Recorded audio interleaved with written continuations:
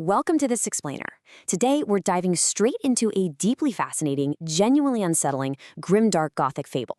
What we're really looking at here is an autopsy of a dead kingdom, and we're going to examine the whole tragedy from the perspective of its ultimate judges, the spirit siblings of truth. This story is just incredibly rich with philosophical weight, and I promise you it's going to challenge how we think about power, control, and what it actually means to exist. We begin with this incredibly chilling image, a motionless heap in an empty room. The monarch of our fable, well, he strove for a perfect, seamless order. He wanted total, absolute control. But by removing every single obstacle and silencing every competing voice, he didn't achieve godhood like he thought he would. Instead, he essentially committed spiritual suicide. He became this motionless heap, unable to even feel his own limbs, all because he destroyed the very friction he actually needed to live. So, to really get how the king became this hollow ghost, we have to unpack the core philosophy driving this whole thing. It comes down to two concepts, the absolute I and the not I. The king basically mistook a forced empty vacuum for the supreme realization of his absolute I. He honestly thought he was maximizing his existence, but he completely forgot that the not I, the friction, the resistance, the messy, rebellious motions of the real world, is absolutely essential. Because without the boundary of the not I pushing back against you, you literally cannot measure your own existence. You just dissolve into nothingness. To truly grasp the scale of this colossal failure, we've got to join the spirit siblings of truth. They're looking down from this high, almost detached vantage point known as the seventh solitude. From way up here, they act as the chorus of our dark fable, whispering all the cynical, harsh knowledge that the Hollow King simply could not bear to hear while he was in power. From the seventh solitude, the siblings are actively debating the monarch's ultimate ruin. And it's fascinating, because they both view his so-called divine monopoly not as a massive achievement, but as a cowardly retreat from reality. The angelic spirit looks at the rigid, perfect geometry of the king's law and just calls it what it is, a shroud covering a corpse. Meanwhile, the demonic spirit steps in and points out that the king's truth was actually just a storm that he was way too frightened and, quite frankly, too weak to actively lead. It's a brutal debate that just completely dismantles the king's entire legacy. Section 1. The Monument to Exhaustion. The monarch didn't just conquer his world, he systematically castrated it. He cut down the sacred poles. He shattered local altars, doing everything in his power to ensure that absolutely no memory survived unless he owned it completely. He basically flattened the past into a historical fabrication, driven entirely by his own deep-seated fear of anything he couldn't control. And this brings up the fundamental philosophical clash at the heart of the kingdom. On one side, you have the Dionysian reality, right? The passionate, vibrant, chaotic, and sometimes dangerous tapestry of life. On the other side, you have the king's great erasure. The king branded the Dionysian reality as chaos and heresy simply because he lacked the noble strength to actually live in it.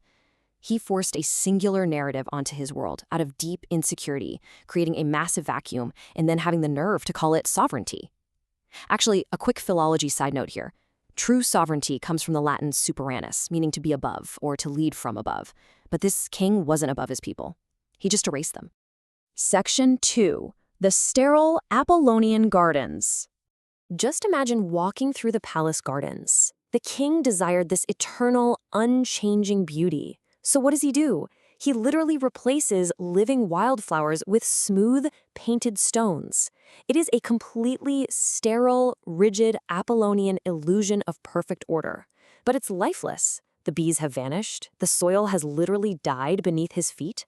Sure, he achieved order, but it's the order of a graveyard. The tragic reality of his reign really hits home when you weigh the trade-offs. The people lost their organic, life-affirming myths. They lost the vibrant, chaotic truth of existence and true, eternal beauty. And what did they get in return? A silent graveyard of thought, a shroud designed to hide a hollow soul, and a systematic cultural castration. The king traded away the very lifeblood of his civilization, all just to protect an incredibly fragile ego. Section 3. Mechanisms of slave morality. Now, the psychological engine driving this massive erasure is the wretched mechanism of slave morality. We get a distinctly Nietzschean contrast here. Think about a true master. They embrace the friction of the not I, they welcome the struggle, and respect the boundary stones because that's what gives their power meaning. But the king, He's merely a jailer of shadows. He couldn't endure the tension of having a noble peer, so he just destroyed anything he couldn't completely dominate. That isn't strength, it is the ultimate decline of the will. Driven entirely by this slave morality, the king went and burned his neighbors' homes. He codified their traditional piety as downright heresy. And he didn't do this because they were actually monstrous. He did it to convince himself of his own righteousness. It is a textbook example of demonizing the other purely to mask your own weakness. Section 4. Revaluation in the marketplace. Let's move to the center of the kingdom and look at how this builds into a complete reevaluation of human trade and interaction. When the spirit siblings look down at the marketplace, it's just a tragedy. The old marketplace used to thrive on the friction of the many, the vibrant haggle of life where people were true creators. But under the Hollow King, it's become a vacuum. His subjects are reduced to monuments to his insecurity. Value has no meaning, trade has no heart, and the people themselves have become mere vessels for resentment. This is, honestly, perhaps the most unsettling detail in the entire fable. The king forced every single merchant to wear a mask of his own face. He liquidated the human soul, genuinely believing he had successfully assimilated all multiplicity into his absolute I. But, as the spirit siblings reveal, by making absolutely everyone a reflection of himself, the king just ended up surrounded by the hollow echoes of a lie. So the crucial question we really have to ask, right alongside the spirit siblings, is this. What actually happens to the individual soul when freedom from all friction becomes its final cage? Section 5. The Bound Puppeteer's Shadow. This brings us to the most tragic of the 4 15 miniatures within the fable, the Bound Puppeteer. Once upon a time, this puppeteer was a genuine creator of stories and life, but now he's a figure of utter decadence and exhaustion. Pulled by the hollow resonance of the dead kingdom, he's been completely assimilated into a narrative he didn't even write, left dancing eternally in a silent, lightless cage. The irony here is just incredibly thick. Look at the progression. First, the puppeteer actively sought to cut his strings to achieve frictionless command over his art. But by refusing those limits, he invited in the shadow of the Puppet King, which ultimately rewrote his memory. His desperate attempt to escape friction resulted in his hands becoming permanently bound by the very strings he was trying to cut. It's an absolutely perfect, tragic metaphor for the king's own spiritual suicide. Section 6. The Hollow King's Cage.